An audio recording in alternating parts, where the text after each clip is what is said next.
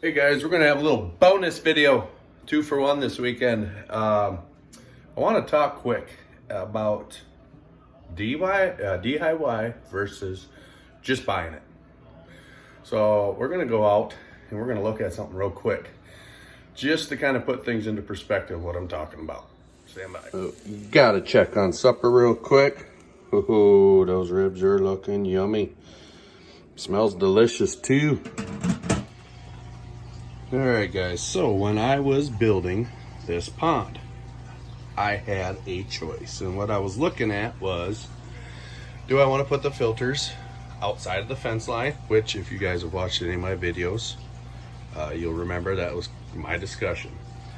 And then I have that shed there.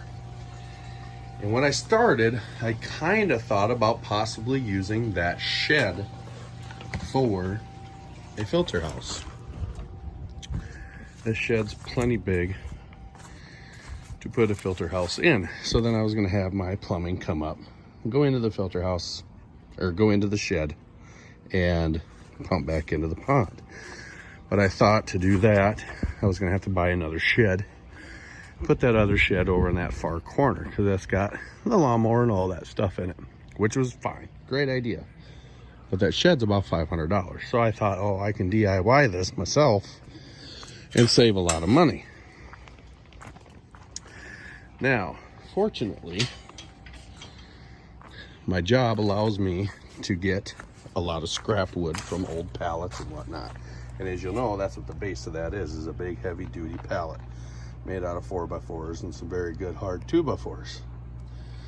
Well, my job also has that pink insulation that we use on a few different projects, and a lot of scrap pieces get thrown out or used for not insulation, but padding on shipping stuff. So we always have spare chunks of that laying around. Now, if I were to have bought all of this stuff, each sheet of that insulation is about $25 a pop. Each sheet of this plywood is about $20 a pop. And I bought 10 sheets and I have 1 sheet left. So now again, if we're building this, buying all the material, I obviously would have spent a lot more money DIYing this than I would have if I would have just built, or plumbed, I should say, plumbed my drain to that shed. Because like I said, there's $250 worth of wood, and then you've got all that foam, which would have been probably another $150. So we're already at $400. Plus all the labor of building it. So at the end of the day, I'm gonna be honest with you. DIY is fun and all, but I probably would have been better off buying a shed like that. It would have been easier to insulate, considering what's already there. It'd have been easier to insulate it.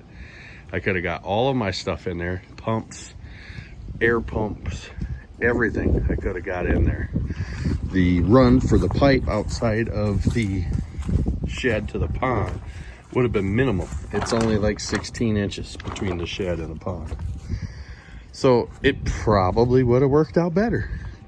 So that's just something to think of, guys, when you go to do DIY, or like I said, just buy it. So stand by. Well, there you have it, guys. Just my little insight on that. Make sure you calculate everything you're using and do the numbers, so to speak. Do the numbers before you commit to a DIY or just buying it. Because you might end up spending more money doing DIY. And just remember, the reason some of that gets out of whack is I'm not a masonry guy. I don't do stone walls for a living. I'm not a carpenter. I don't build structures for a living. I work with steel, metal. That's what I'm used to. That's what I've done for years. So when it comes to pricing some of this stuff out, you're a little in the unknown, because it's not something you do or deal with every day, and expense can catch up really quick when you're DIYing something.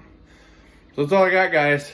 And as always, keep on improving, keep on investing. We'll catch you guys on the next video. Later.